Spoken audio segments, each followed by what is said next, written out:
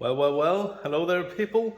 Welcome back to my channel, and in this video I wanted to take you along for a little walk around to show you guys my lovely Mitsubishi Lancer Evo 6 Tommi Makinen edition. And my number one reason for wanting to do this video at this point was that last weekend I attended a car show with both my Mitsubishi and my Mercedes back there. So my cars are pretty much super clean, and I wanted to present my Mitsubishi to you in its best way. And what could be better than doing it after a car show? I mean, it's pretty much dustless. So let me turn around the camera and let us focus on the car, not my pretty face. There you have it. There it is, people. My Mitsubishi Lancer Evo 6 Tommi Makinen edition. This was sold new in Sweden in 2000, and it is a genuine left-hand drive version, so it's quite rare. They made only 618 left-hand drive versions of these TME cars. My car is number 335 out of these 618, and out of these 618, they made 244 cars that were finished off in this color here, the satellite silver. Has only 114,000 kilometers on it. So shall we just go around and see how it looks like? So I've upgraded the wheels to braid 18 by 8 inch. They're a Spanish rally wheel manufacturer. The driving experience is just like from another world. It's like sitting inside a katana sword. Let me just take out the key here. We don't want to hear that bing, bing, bing sound. The interior, Momo steering wheel, does have a couple of scratches, but all in all is very good condition. Also, the Tommi Makinen has these lovely Recaro seats with the T Makinen edition lettering embroidered into the top part there. So this is the inside, and when turning on ignition and starting it, you want to make sure that like every warning light goes out, especially the AYC and engine failure light. So you see AYC in the middle, comes back on, and then it should go off. Everything goes off, just the handbrake is on there. Everything off. Fog lamp switch, electric mirrors. You have the child safety switch to make all the other windows unoperable. Here you have your typical Japanese style interior. People say it's boring, but I kind of like it. I mean, it's not like sitting in a $3 million race car, but it's functional, and I like that. It's simple. I actually prefer to have this panel over the digital AC panel, which is on the imports. But this one is pretty cool. The warning hazard, AC, heated rear screen. Here you have the fan speed. Here you direct the air from the floor and up to the window. You have like fresh air and stuff like that. And also my radio is tuned to have this red lighting that matches the instrument there. It looks a bit pink on camera, but it isn't. It is actually red. Other than that, it does not have a sunroof, which is very cool. I kind of dislike sunroofs in a car like this. I prefer it to be sunroofless. There, it works. There's no vanity mirrors though, and that is kind of I would prefer it there to be a mirror there, just so my passengers can feel well equipped. There you have a dome light, and here we have a storage area. Water spray is the almighty cool function of the car. I mean, when you press this, you spray the intercooler full of water.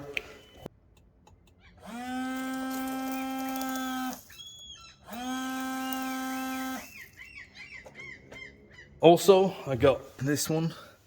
This is like the flare that is mandatory in the Japanese cars, if I remember correctly. I got hold of one that is made into like a window shatter.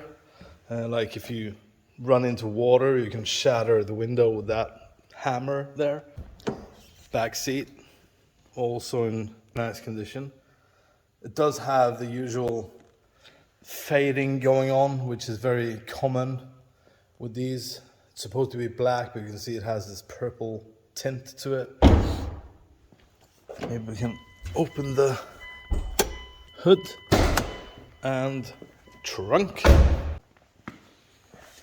So in the back, it's got the massive wing and it is adjustable. That is pretty cool. I have it in kind of 0 position now. Squeaky. Squeak, I tell you, squeak. My Mitsubishi hoodie. And I have also mounted an active sub back here, just to fatten up the sound a bit inside. I'm not a hi-fi stereo geek, but it's cool to have some sound. There's the washer fluid tank for the front window. And on the other side here, you have the AYC fluid reservoir. And down here, you have another cool thing, which is like a strengthening bar that is screwed onto the left and right rear frame rail to stiffen up the chassis. And generally, the car is in nice condition, and I'm super happy that I went that route and went for a better conditioned car. We can just jump straight to the passenger seat. So I have a couple of gear knobs to choose from, which is kind of cool. I bought a brand new Tommi Makinen spec gear knob. You can see it with the red stitching. Also matched by the boot there. And the red stitching on the steering wheel is all like Tommi Makinen edition specific stuff. Alongside these seats with the red here and this embroidery here.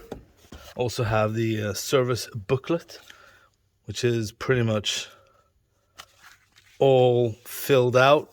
They don't have like the stamp in every service thingy, but as long as the writing is different, they have done what it says. Even later in its life, you can see that the Mitsubishi stamp comes up. So it definitely has been visiting like a proper dealership. But the best thing and the most important thing is that there has been done stuff and the important stuff. You know, and here I took over ownership. Also here they put up what work's been done to the car, like XCD stage 1 clutch and light and flywheel, which is a thing that I really want to get out of this car. Like, I want it to be OE. This is the owner's handbook, which is very cool to have. Mitsubishi gauges, which is very period correct. A cool thing with these cars is that they also have like cup holders, which is very nice when you just sit there and watching the trains go by. I mean, you don't sit and sip your coffee when you're driving, but it's cool that it's there, because in the Mercedes, believe it or not, it does not have cup holders, which is kind of funny. Or actually, it does have a couple of cup holders. This is the cup holders in the Mercedes. And I have also mounted a genuine, like, extra optional equipment. Cool, eh? One there, one down there. Also, the front end, I mean, before we open the hood, it's friggin' the most amazing thing ever, because this is a true homologation special car. Everything you see has a purpose. It's functional form from A to Z, or A to Z, and that is a thing I like.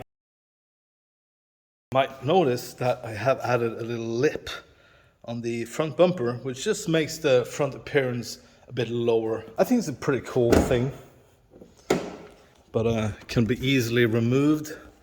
if not desired. There, people, check that out. It's the 4G63 engine. I've done a lot of work in here after I got it. When I got it, it was like, had K&N filter and shiny hard lines and blue hoses and stuff like that. But I don't want that stuff. I want everything to be as close to OE as possible. So stock is somewhat superior to tuned when having a standard-ish road car. I mean, that's how they designed it, so why not just keep it that way? And I have only 2 aftermarket parts in here, or upgrades, if you may. That is the strut brace, which is a white line strut brace. I really want to swap it out for a Cusco carbon fiber one. So for now, it's just sitting there, that white line bar. The other thing that is an upgraded part is this one, ladies and gentlemen. It's the Tommi version of the genuine looking dump valve. Looks standard, but is upgraded. Obviously, it was a good starting point, but still, it's come a long way since April. We are filming now, and it's like mid-September. I even detailed out poor looking parts, like the cam cover has been refreshed a bit. Like, it hasn't been redone, but I polished up the diamond cut lettering here, freshened up the writing of the plastic cover. I also touched up a bit, like there was a scratch here, so I filled in with some red paint, polished it, and I gave it a real good polish, like not with a cutting compound to make it shine, so it looks a lot better. These have been repainted. Added a new hood insulator. It's a very cool finishing touch. The old one was nice, but it wasn't perfect. I also added some stickers here. Service spec sheet. I'm not sure if that is supposed to be on a Swedish car or if it's import car only, but at least I got it. Also, I was fortunate that the headlights was in good condition. That makes a huge difference to the face of the car. If the headlights are bad, well, the whole front end looks bad. Also refreshed a lot of the parts behind the grille, like the hood latch, and yeah, the front bumper has been off because I wanted to redo the grills also.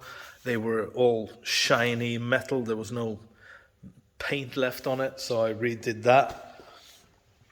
And it just is starting to be a very nice car. I've given the brakes a refresh in a way of new pads and discs.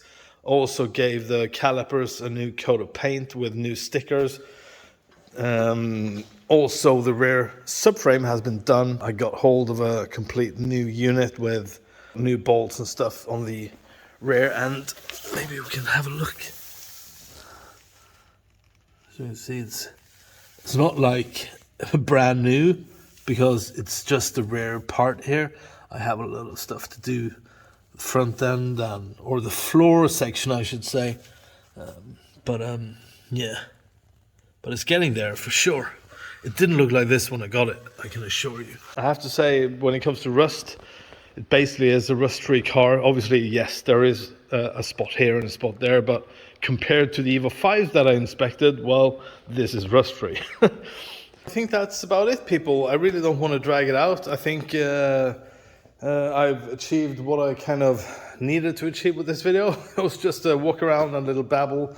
I really hope you liked the video. I hope to see you guys in my future videos. Speak to you guys later. Bye bye bye. See ya.